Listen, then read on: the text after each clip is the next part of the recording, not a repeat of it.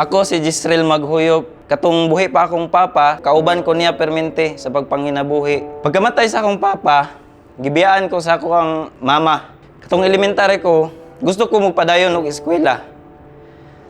Naabot ko sa akong lula, pero walay kaya nga magpa-eskwela sa mo.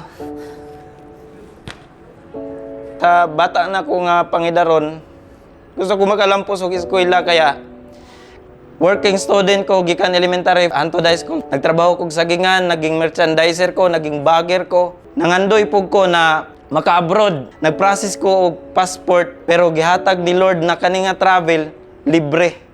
First time na ako nakauban sa Sante nga free travel.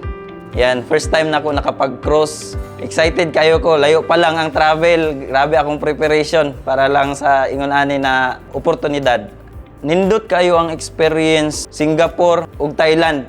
Libre lang na tanan. Sa Universal Studio sa Singapore, first time na ako sa tibuok kinabuhi nga magsakay sa mga roller coaster.